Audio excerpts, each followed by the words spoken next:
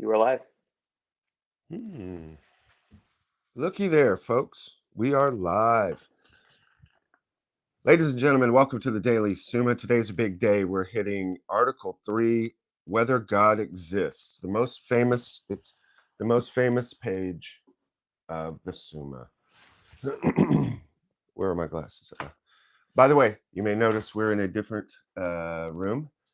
This one, we may do this room for a while, and it's kind of cool because the horses are back there. And so while I'm doing this daily page, you may see the horses begin their morning romp. So good morning to everybody.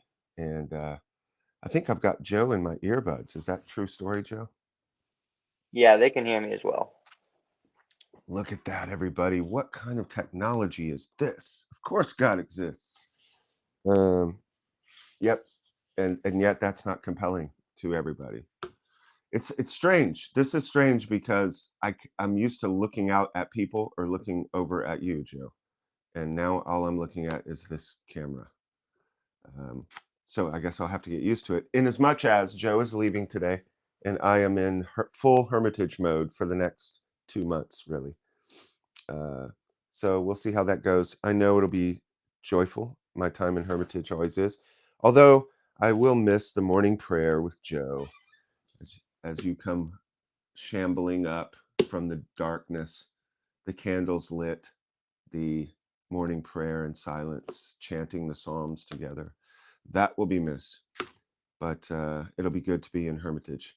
All right, so let's just go ahead and start this teaching thing. We had already heard the great objection from Larry, one of Larry's star moments in this whole thing, when he has a really great question. So let's go ahead and repeat that because it's such a good formulation of why God does not exist. And that's what we're trying to prove here, that God does not exist. And through that, perhaps, that rigor of testing, we can shake out a proof that God does exist, perhaps. And that's what Thomas is going to try to do. Remembering always that, well, first let's give the objection. It seems that God does not exist because if one of two contraries be infinite, the other would be altogether destroyed. But the word God means that he is infinite goodness. If therefore God exists, there would be no evil discoverable, but there is evil in the world. Therefore God does not exist. That's a beautiful formulation of the problem of evil. Now, remember that we have said in this teaching, we're just doing a quick flyover. If people are joining and have never seen this before, this is the idea is catechesis and camaraderie. The main point is that we are daily gathering together as men and studying the Summa and the scriptures and philosophy and everything that's brought out beautifully in the Summa. We're studying this together, and then we're growing in camaraderie. And then you take the studies home to your wife, and you and her discuss these things and grow deeper in your relationship. That's the whole point of this. So the point is not to go super deep into Thomas Aquinas and his 5 proofs for the existence of God or any other thing in the Summa. The point is to do a quick flyover. What's going on, Joe? Is it super squeaky? Oh, sorry, guys. I'll try to be still. I'll get another chair for the future. Cool. Sorry for the squeaky chair, guys. So the point is not to go deep in this. The point is to do a very quick flyover. 1 page of the Summa a day. You could spend weeks, months on this 1 page that we're going over in the course of just a few minutes. So the idea is just to hear it. So we're going to hear Thomas's response to this objection and his I answer that part, and see what he has to say about Larry's objection that there is no God. But before we hear Thomas, I'd like to say one thing. This whether there's a God question in Thomas in the Summa seems to toggle back and forth between 2 different ways of understanding that word, G-O-D. There's a philosophical way to understand the word G-O-D, and that is what Aristotle arrived at by reason, that there must be an unmovable mover. You can't have a continued cause and effect without a first cause, which is something we're going to read about today. And so Aristotle says there must be an unmovable mover, or what a lot of atheists don't understand is what we're saying is that we don't know what it is. That's the philosophical God. We don't know what it is, but there's something that's different than pure nature and matter, because the way nature and matter works is reason and cause and effect. If you break out of that, then you've just become wholly unscientific and entered into the realm of philosophy, not philosophy, but the realm of belief. You've entered into the realm of belief. That's why you have famously new atheists now saying, well, maybe aliens did it, like the Big Bang. Maybe it was aliens. But that's still, the aliens would still be some type of material cause. So that answers no question at all. What Aristotle and Thomas are saying is there is something that is uncaused. There's something the nature of which is different than everything we see, taste, touch, and can experiment. There's some kind of different thing. And Thomas is going to say, ipsum esse, that God is being itself, or the very act of being itself, the act of to be. Which brings us to his on the contrary at the top of page 21, question 2, article 3. Oh, and then there's the other God is the Christian God or the Jewish God. And when Thomas says, but the word God means that he is infinite goodness, I'm not sure. Tell us in the comments, Dr. Rebard, or whoever knows more. Does Aristotle ever say that God must be infinite goodness? Or is that moving over into the Christian Jewish God? But that's my whole point here, that there's a philosophical God that you have to arrive at. Well, as Thomas has shown before, you don't have to arrive at it, but it's what makes most sense unless you break out into, as I heard one materialist say, when that comedian woman asked her how the Big Bang happened, and he said, well, it just happened. And then I said, that's like Joe coming in and seeing the milk spilt all over the table, and his son goes, well, it just happened. That's not really a good explanation. It just happened. And not very scientific. So the philosophical God, you arrive at this. There must be something. But the Christian God is a whole other thing that comes by divine revelation, and you have to accept that everything that the revealers, Abraham, Moses, Jesus, everything that they said and brought down was true. You have to accept those premises. So just keep that in mind. There's two different ways of expressing that word, or the two different meanings of the word God, and they overlap. The Christian God also believes in the philosophical God, but the philosophical God does not always line up with Christian beliefs. Now, the word on, or on the contrary at the top, he brings his argument from authority. It is said in the person of God, I am who am. Oh, you've got it switched up on the board there. Very fancy, Joe. Joe, are you with me in the earbuds? Joe, Yeah, are you dude. with me? Ah, nice. It's comforting, Joe. Even though you're in the next room, it's going to be also comforting when you're back home, miles and miles away, and I can hear your sweet, sweet voice. Oh, I am who am. Now, if you look at the introduction and especially the first video of this series, Daily Summa, you will see that I clearly say part of the joy of this study is that we don't have all the answers. This is not, Christianity is not an IKEA book that once you just follow the Bible, you build your chair and then you sit in it high and lofty above all the other plebeian who don't yet have this revelation of faith and knowledge that you have. Doesn't work that way. The deposit of faith is given, and just like the whale that comes up from the deep and is deposited on the shore, the tribe begins to cut it up, dismember it, use some of its, previously I said tusks, but I meant bones, some of its bones for uh, for building their tents, and some for the fat for candles, fat for food. You use it for different things, and it takes a long process of opening up and distributing everything that's in the whale. That's how I see the deposit of faith with Abraham, Moses, and the Lord Jesus through the church and the bishops. The teaching, the development of doctrine is ongoing. It's a scientific inquiry. And so, having said that, the reason I'm telling you that and reminding you of this is because already we have a problem and a mechoiches. We have a disagreement, which is good. That's what you want. You want disagreements and confusion so that you can come to greater light, but most importantly, that you can argue it with your brothers and argue it with your wife and enter into deeper relationship. That dove beneath the staircase that's in our logo. That's the point. So let's see the disagreement that I found. So Thomas says, God says, I am who I am.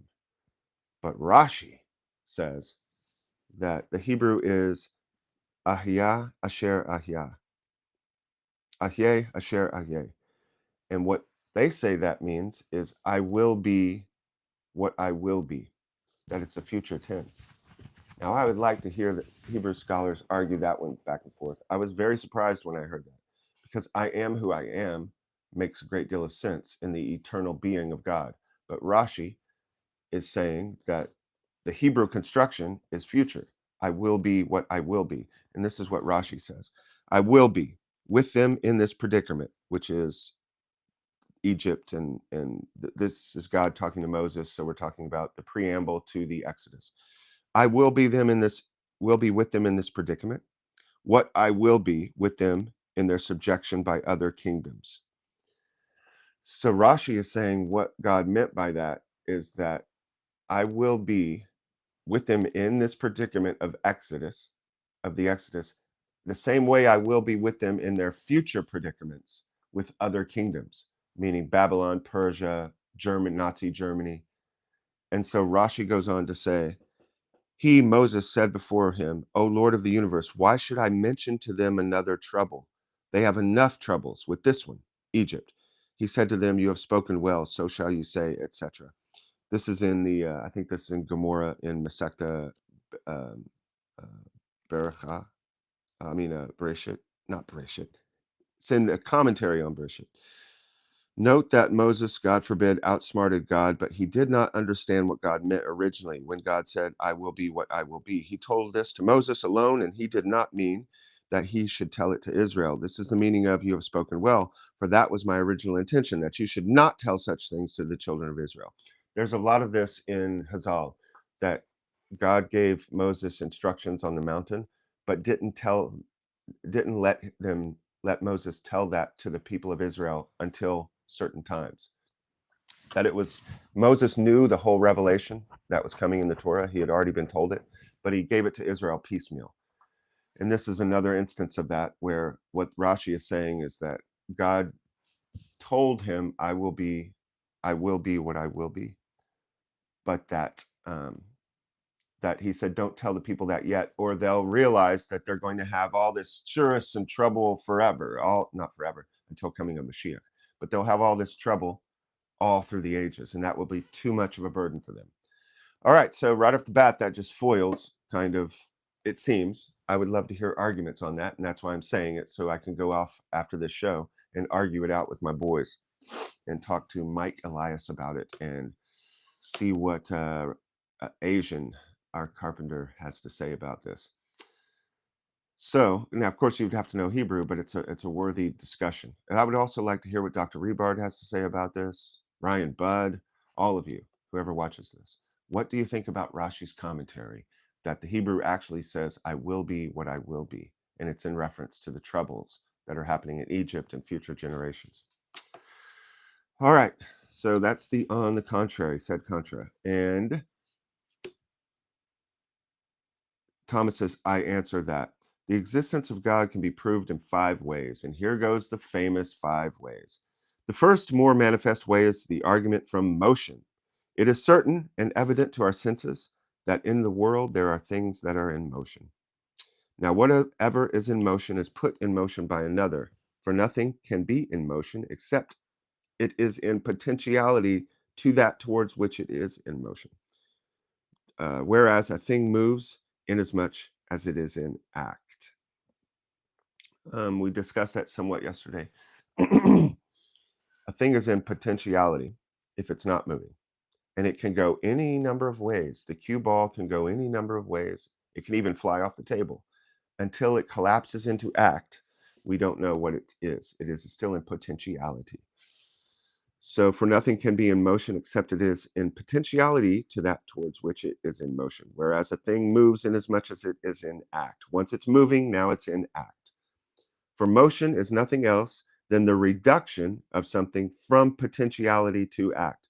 That's probably strange language for most people, because why does it say reduction from potentiality to actuality? Most people would probably think moving into actuality is not a reduction, but it's an expansion. But that's exactly wrong and opposite. Remember what we said before about the male and female relationship, Keter and Malchus. We're going to go back to this time and time again until we finally understand this is what all of life is, a interplay between the masculine and feminine aspects. That's what everything is. Everything is light entering into vessels, cleats. Um, that is why Satan goes after that relationship the most, to distort the sexual relationship. That's the main distortion because that's the main icon.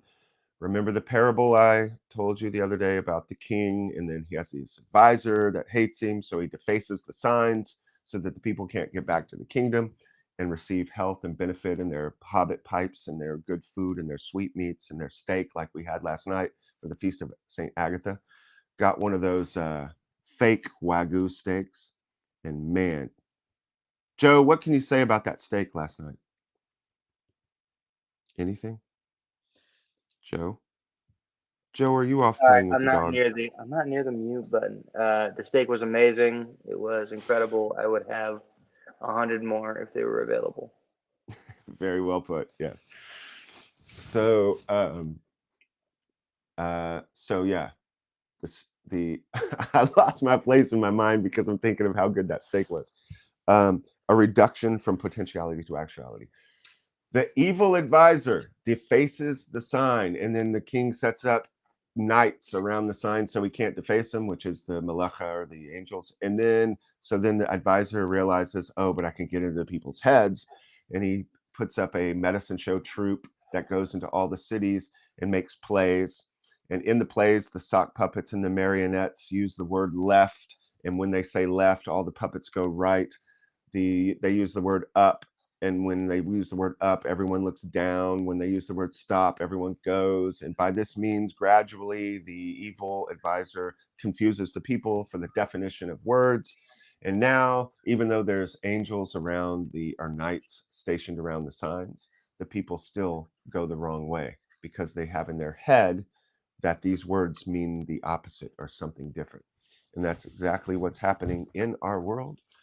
And that's Satan's only real game plan. He does not have the ability to create or do anything creative or interesting. He only has the ability to scoff and confuse, as the Rolling Stones have explained to us. Confusing you is just the nature of his game. So everything is about disrupting and confusing the male-female relationship, because that's the main thing that shows you what this life is about. And so when Thomas says the reduction of something from potentiality to actuality, why does he use the word reduction when it seems like it's an expansion from nothing, the cue ball sitting there doing nothing, and then it moves? So that seems an expansion. But really, what's happening is just like the male who has, we said before, millions of sperm within him, the potentiality for so many people that could turn into so many things and so many lives, and new musicians coming forth from him, and new speakers and new football players and new everything else, coffee makers, steak makers, all of these potentialities. But then he gives that life and the potential over to the woman, and she reduces it into one act. Or of course, if she has triplets, whatever, but you get the point. She reduces the potentiality into one person. That's why Thomas is using the word reduction, from something potential to something actual. Also with the cue ball sitting there still, but it could go in all different directions. It could fly off the table. Someone could pick it up and chunk it through the windshield. You can do a million things, but once you hit it, that's the thing that's happening. And then we also see this is played out astonishingly. We find out when we go into this crazy new discovery called quantum physics. And we realize that as Schrodinger's cat, it tries to explain. Are you about to say something, Joe? Nope. As Schrodinger's cat tries to explain, there is a field, and then there are quantum movements in the field, but you don't know where it is until it collapses into act. There's all this potentiality, and it collapses into act, or is reduced into actuality. That's why Thomas uses that language. But nothing can be, let's go on. But nothing can be reduced from potentiality to actuality, except by something in a state of actuality. That is why the virgin birth is miraculous. Only when someone else is in act can there be a reduction from potentiality to actuality. If anyone doesn't know how the birds and bees work, go ask your mom and dad today, and they'll explain to you that a man must be in actuality for that potentiality to enter in and become another actuality. So also with the pool cue, somebody has to hit it. There has to be an action that makes something else move into actuality. Thus, that which is actually hot as fire makes wood, which is potentially hot, to be actually hot, and thereby moves and changes it. That's what we said before. That Saint. Oh, and give me the time clicks too, Joe, in my ear. The 15, the 30, etc., etc. I have 22. zero concept of how much time has passed. How's that background looking? Do we see any horses yet, Joe? No, I haven't seen any.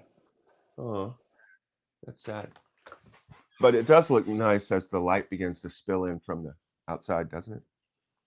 Yeah. Yeah. Now, it is not possible for, I said St. John of the Cross, the fire of the Holy Spirit licks upon our hardened hearts, just like the fire on wood, and eventually consumes it into the delicious and joyful life of the deep contemplative. Now, it is not possible that the same thing should be at once in actuality and potentiality in the same respect, but only in different respects. This was the whole thing of Schrodinger's cat. It doesn't work that way in the quantum realm. And of course, Thomas is writing back in the medieval ages, so they didn't know about quantum physics yet. But quantum realm is very strange with my limited understanding. I've read some books and watched the YouTube videos, but if you think I know the mathematics that really explain that, which that's another thing I wanted to talk about, that's amazing to me. I wonder if you showed a pie chart of how many people could explain E equals mc square. I mean, write it out and explain it bit by bit. I wonder if you would even be able to see the slice. Take the whole of the population of the earth, however many billion people there are. Even of all the scientists, even of all the mathematicians, how many could actually sit down and from the beginning write out and explain to you E equals mc square? I bet it's extremely few people. The amount of people who could explain Thomas's 5 ways of proof of the existence of God is probably very small. But I'm certain, I'm not certain, almost certainly, there are more people who are less people who could explain E equals mc square. Isn't that crazy? I mean, we all accept it. We accept it. It's true. Everybody says it's true. It seems like it's true. Sounds right. But I don't know. Same with quantum physics, which the two things are part of the same revelation that we got back in the early 1900s, I suppose, back in those old days. For what is actually hot cannot simultaneously be potentially hot, but it is simultaneously potentially cold. What's hot is hot. So water goes from being cold, set it out in the sun, it's potentially hot, then it becomes hot, now it's potentially cold. It is therefore impossible that in the same respect and in the same way a thing should be both mover and moved. If you see that the water gets hot, you know that it's not part of water's nature to just start getting hot and cold on its own. There has to be something that acts upon the water to make it hot and to put it in the fridge to make it cold. That's Thomas's point. He's beginning to he's beginning to build his case. It can't move itself. Therefore, whatever is in motion must be put in motion by another. Dude, this is just simple science. Nobody looks at a bone in the archaeological layers of the earth and says, well, that just kind of happened. Now, there were Christians who did that back in the, I guess, 1900s, when this whole thing of Darwin and evolution came on the school scene, and should we be teaching it in schools? Some Christians, which were not Catholic, they were evangelical and saying things that don't make sense. If anybody doesn't know, the reason I said that is because the Catholic Church has a long and storied tradition of fides et ratio, faith and reason. Everything that we believe must also line up with reason. If it's unreasonable and doesn't line up with the outside world, the visible world, then we can't hold it. It has to. Now, it can be miraculous, but that has to make sense in some kind of a rational context. And what the fundamentalists in America said was that God magically, they probably wouldn't like that word magically, so I should be respectful to that. God miraculously put these bones in there just to test our faith. That's ridiculous, but that's what some people said. That's the kind of thing that science doesn't adhere to. That's the kind of thing that the Catholic Church does not adhere to. And that's the kind of thing that Thomas is using to build his argument about God. You can't say something just happened unless you're appealing to something that's different than the material, natural world. You can't jump outside the material and natural world and still maintain a materialist, naturalist worldview. Unless the joke they say they get one miracle. The Big Bang, it just happened. And you get your one miracle, and okay. Just like the Protestant church gets one miracle. The Catholic Church took all the books that were in existence and said, no, not this one, not this one. This is the Bible. You get the miracle of the men who wrote the Bible. They didn't err. Those men weren't in error. And the men, the Pope and all the bishops who decided which books would be in the Bible, they didn't err. Now you get one miracle. Okay, now we don't need you anymore. And now we just interpret it on our own, like the Sadducees. That also doesn't make sense to me. So let Thomas continue to build his case. If that by which it is put in motion be itself put in motion, then this also must needs be put in motion by another, and that by another. The balls in the pool table, click, click, click. You're making a combo. They're putting each other in motion, and that's the way space-time works. But this cannot go on to infinity, because then there would be no first mover, and consequently no other mover, seeing that subsequent movers move only inasmuch as they are put in motion by the first mover. Pool balls. As the staff moves only because it is put in motion by the hand. Therefore, it is necessary to arrive at a first mover, but put in motion by no other, and that everyone commonly refers to as God. Again, philosophical God. This isn't proving the God of Moses or Jesus. The second way is from the nature of the efficient cause. This is where it gets interesting, folks. The second way is from the nature of the efficient cause. In the world of sense, we find there is no order of efficient causes. There is no case known, neither is it indeed possible, in which a thing is found to be the efficient cause of itself. For so it would be prior to itself, which is impossible. God is not prior to himself either. God just is. It's a whole different lashon. It's a whole different language. Now, in efficient causes, it is not possible to go on to affinity because in all efficient causes, following in order, the first is the cause of the intermediate cause, and the intermediate is the cause of the ultimate cause, whether the intermediate cause be several or only one. Now, to take away the cause is to take away the effect. Therefore, if there be no first cause among efficient causes, there will be no ultimate nor any intermediate causes. But if in efficient causes it is possible to go on to infinity, there will be no first efficient cause, neither will there be an ultimate effect, nor any intermediate efficient causes, all of which is plainly false. Therefore, it is necessary to admit a first efficient cause to which everyone gives the name God. Now, guys, as I said, this is so deep. It's really not deep. 30 It borders minutes. on mysticism. What is it, Joe? 30 minutes. 30 minutes? Yep. Yeah, because when you first come on, it kind of drops the first little letter. And so I just heard 30 minutes. Um, okay, so there are many videos on Thomas's 5 ways, and they go much more deeply and with much more complexity into this question, which we can't do right now. We're at 30 minutes. Maybe we'll try to find some, or maybe in the future I can do a video like that, just talking about these 5 causes. I mean, these 5 ways. And then maybe we can later put that in the description or something. I don't know. We'll see. Let's move on. The third way is taken from possibility and necessity and runs like this. We find in nature things that are possible to be and not to be, since they are found to be in general and to corrupt, and consequently they are possible to be and not to be.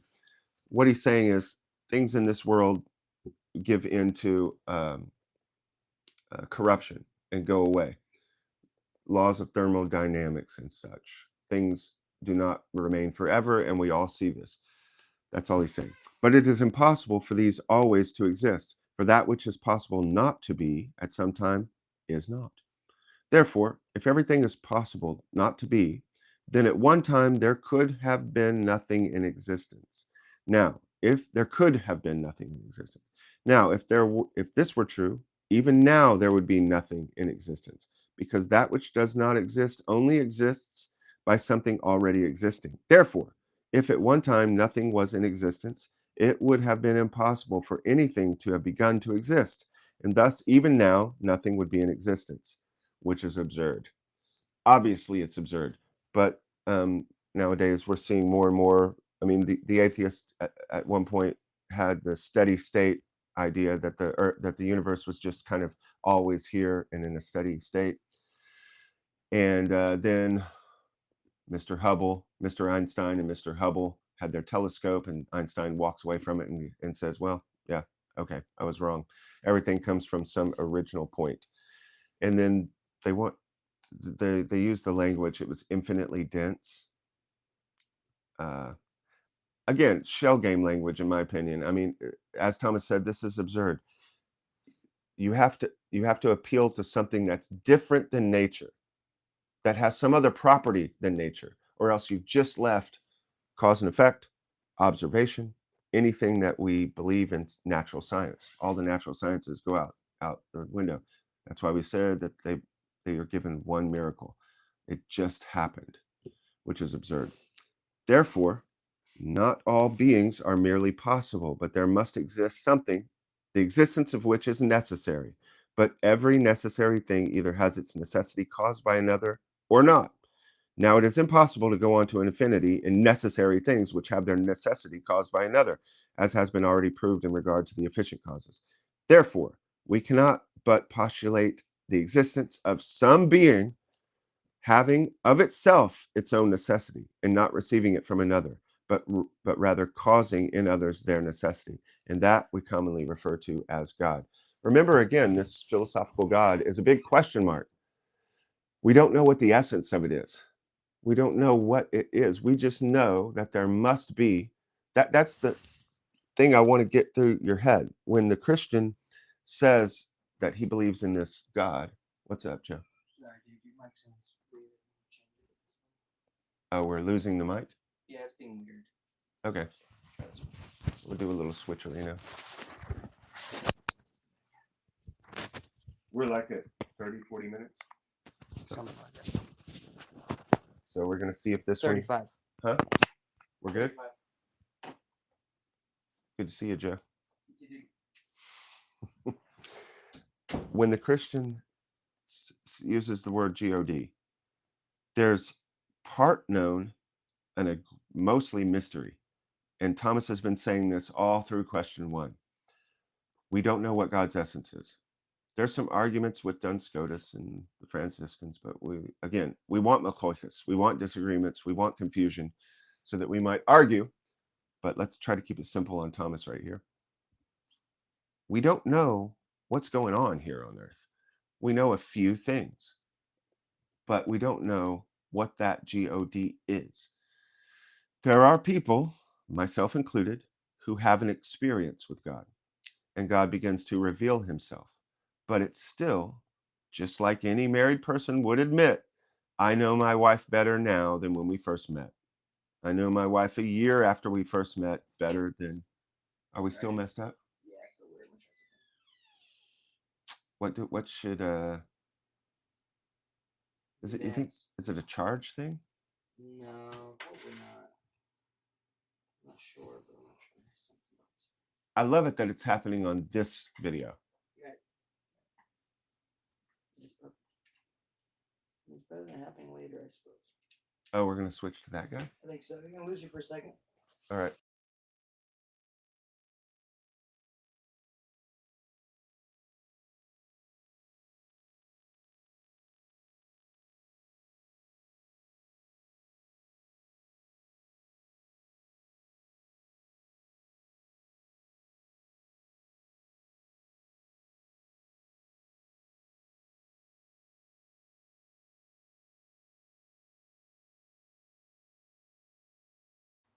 All right, try that.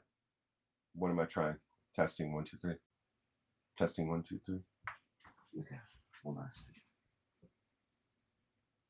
Oh, I'm going to see if there's any horses. Is it snowing? A little bit? Maybe.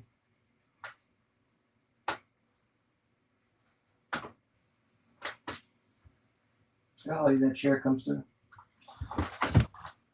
I'll have to get a different chair.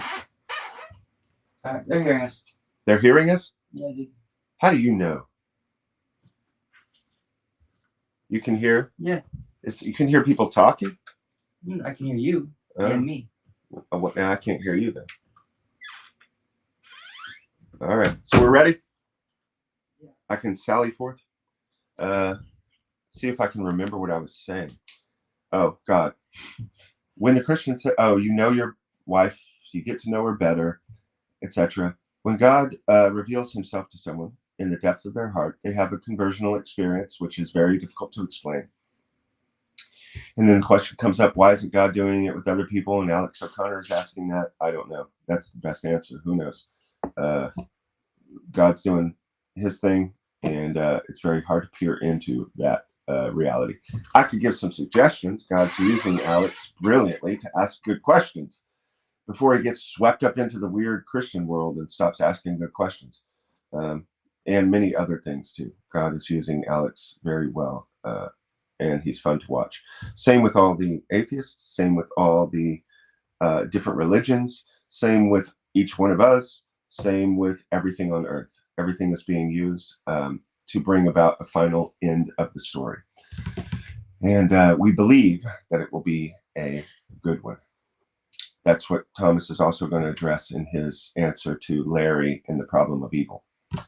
Reply to objection 1. Okay, let us keep going. When we say God, we're still talking about a mystery. We don't know exactly what he is. We just know that he must be something that's different than nature and matter. He's something that works on different principles. And his principle is Ahya Asher Ahya. I am that which I am.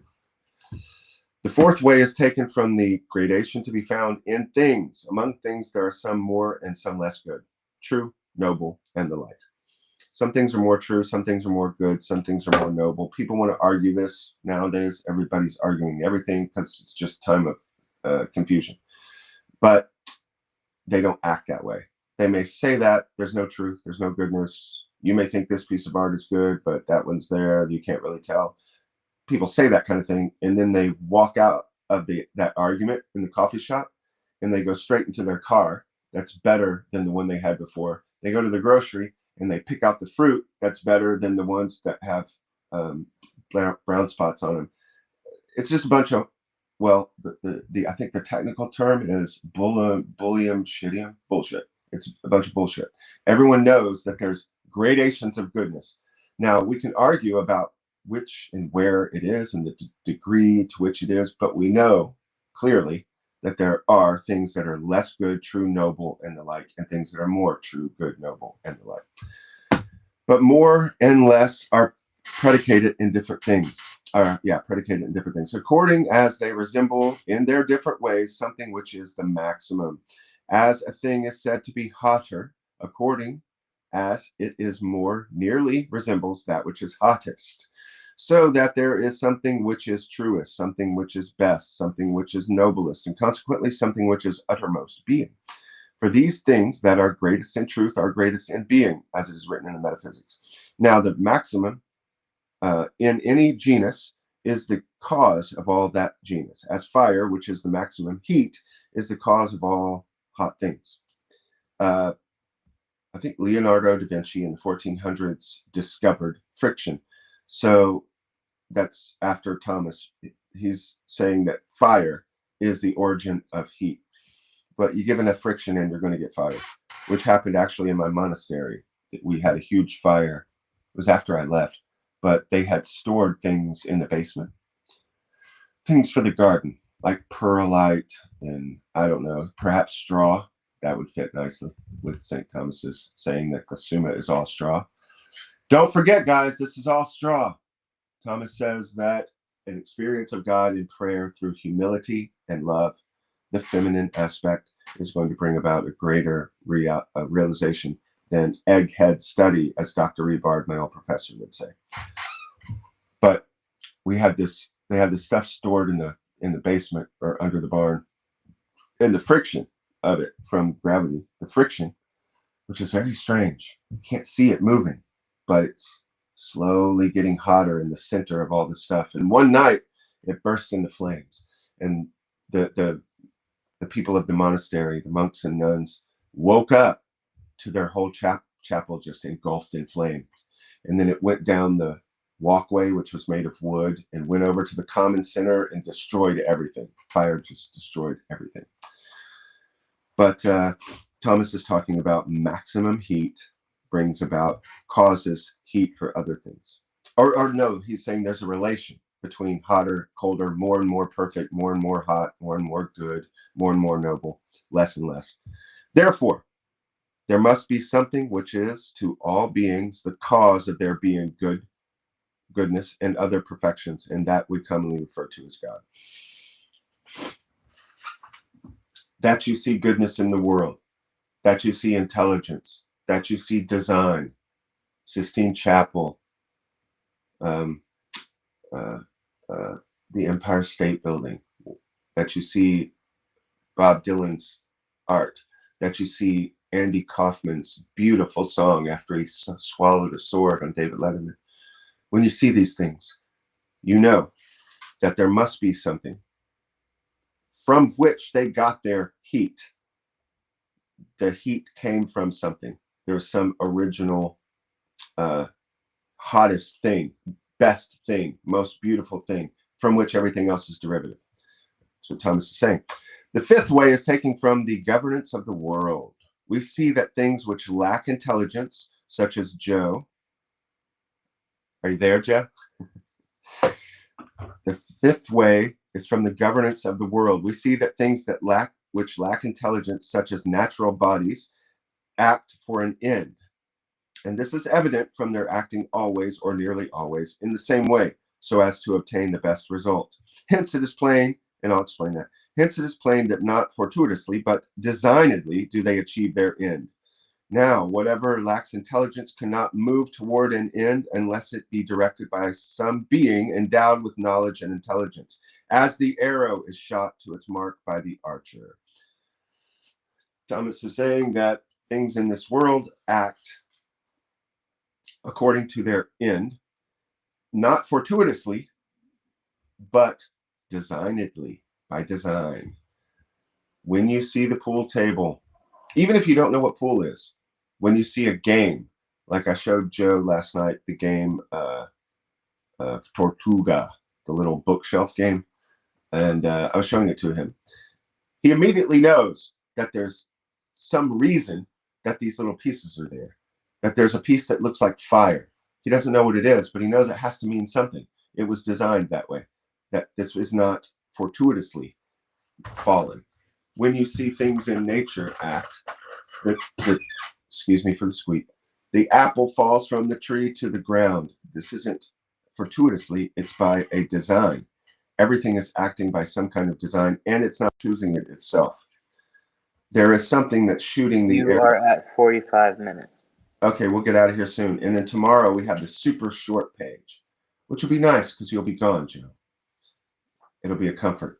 And all this blank space is when Craig goes for a walk out in the woods, or else possibly jacuzzi bathtub. But everything is being moved by design.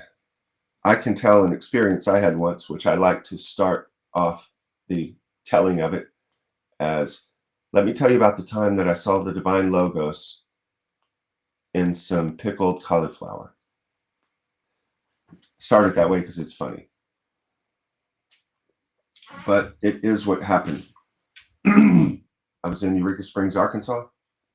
I'd been living with a girl, very beautiful, smart girl. And then I'd had a reversion experience. Went to confession, started going to mass again. But until I moved out into the woods to do some penance stuff, I was still staying at this house with God's gift of chastity, but still staying with this girl. And she was off somewhere, and I was eating and alone. And this is like a new reversion back to the faith. So everything's beautiful and exciting. And the darkness that I'd been in was taken away, at least for a time. Cliffhanger. But I'm sitting there in peace and joy, eating, and suddenly some of the pickled cauliflower juice moves on the plate. I don't know if I'd hit the plate or what happened. I mean, there's some natural cause for it. But when I saw that, something happened in my consciousness where I was aware of the entirety of the universe moving at that moment, and that this was being pushed by someone. It lasted like 3 seconds, but of course it was extremely shocking. It'd be like waking up in your house in this hermitage alone a week from now, and I walk into the kitchen and there's somebody standing there. It's like a horror movie. And it was terrifying. Some people say, well, if it's terrifying, it must have been the devil, not God. Absolutely not true. Go read your Bibles. Every time the Lord appears to someone, they are terrified, and he has to say, don't be afraid. Even John, who laid his head on his chest during the Passover Seder, when he saw him in the book of Revelation, he fell flat on his face as dead. So you have to be realistic about the situation we're in and who it is we're dealing with. As the Jews say in their places of prayer, know before whom you speak. And the only way you can know is through a gradual ascent, through meditation, study, prayer, and an intuition. But you can grasp that this being we're dealing with must be very powerful, must be very beautiful, and must have an interesting way of bringing us to himself, in as much as there is things like crucifixion and world wars and all this crazy stuff. But God is directing everything.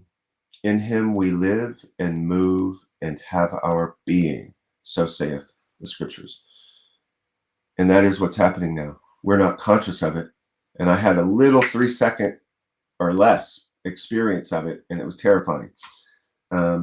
So there's a lot of work that has to go into us getting to heaven. Heaven is, there's a movie, and I don't know what the movie is, and I don't think it was a very good movie, but it was like in the 70s, I think. And there's a scene where they die. This guy dies and goes to heaven. And when he gets there, the angels walking around. The people are like sitting out in the cafes, like in Paris, eating food. And he says, "Ooh, what's this food? This heavenly food?" And the guy goes, "Well, you're not ready yet. You shouldn't eat it. You won't understand it." And he uses the intellectual language for the food, which is funny, but that's also beautiful. In heaven, Keter and Malchus come together. So he's saying you won't understand this food. Just like we do that when we say someone's writing an icon. We don't say they're painting an icon, they're writing an icon. Beautiful lashon, beautiful language.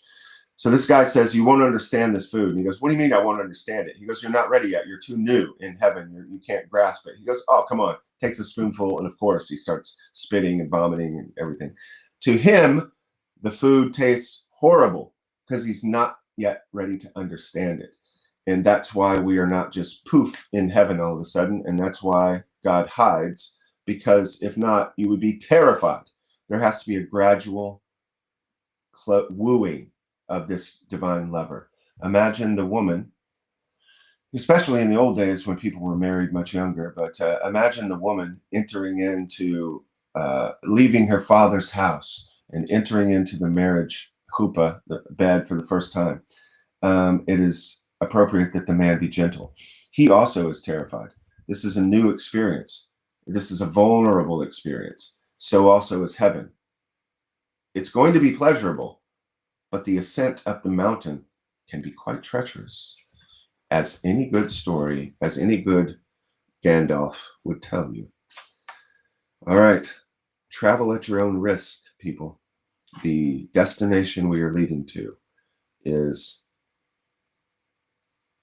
terrible. Reply to objection 1.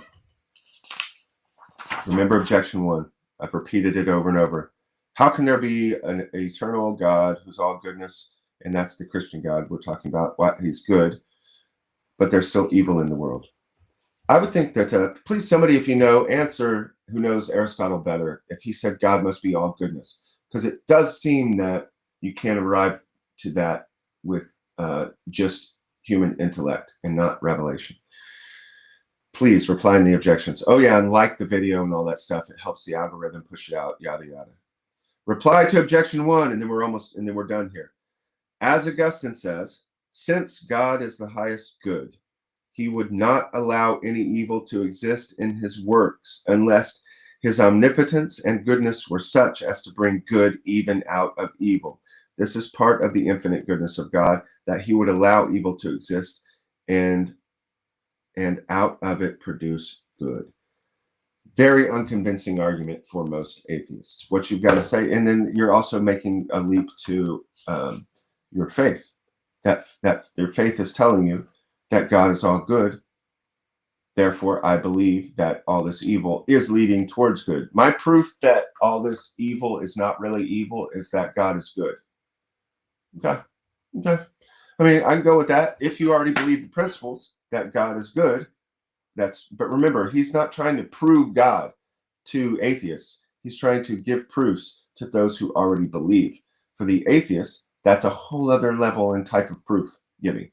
And you're having to prove principles first.